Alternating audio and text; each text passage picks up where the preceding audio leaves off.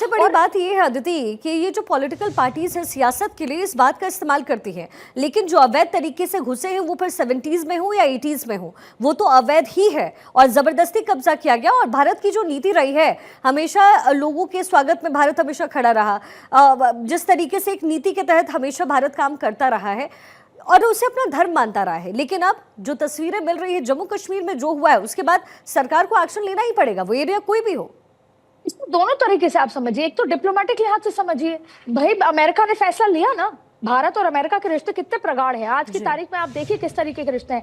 पर जब प्रधानमंत्री नरेंद्र मोदी अमेरिका जाते हैं और वो वापस आते हैं, उसी के साथ एक प्लेन रवाना हो जाता है जिसमें हथकड़ियां पहन के अवैध प्रवासी आते हैं और भारत ही कहता है कि हाँ ये हमारे लोग हैं, वापस आएंगे। अगर इनके पास भारत के दस्तावेज है, पासपोर्ट है, तो ये भारत आएंगे और इनको जैसे तैसे रखेंगे। अमेरिका ने फैसला लिया है ना कि इसकी वजह से हमारे जो अमेरिकन है उनकी नौकरी और उनकी तमाम चीजों में इफेक्ट आ रहा है। तो देखिए दो बातें हैं। एक तो पहली बात यह है कि हम पहले आपको जगह दें, आप आए, जगह दें, हम सम्मान से आपको रखें, फिर आप उसको मिनी बांग्लादेश घोषित कर दें। फिर आप ये कहें कि हम बांग्लादेश है नहीं है, इसके तो पूरे दस्तावेज नहीं है। फिर आप आपको इतनी तक आजादी दी जाती है कि आप हाईकोर्ट जाके चुनौती दे दें। और फिर आपको ये भी आजादी है कि आप हमारी धरती पे घुस के हिंदू और मुसलमान पूछ के हिंदुओं को मार देंगे। तो अब ये नहीं चलेगा। सेक्युलरिज्म के नाम पे, लिबरल होने के नाम पे, भारत में पधारो हमारे देश के नाम पर ये नहीं चलेगा। अगर आपको रहना है, यहाँ काम करना है, यहाँ से अपनी आमदनी परिवार को चलाना है, तो आपको वैसे ही रहना पड़ेगा जैसे आप किसी और के यहाँ पर किराए पर जाके रहते हैं और मकान मालिक की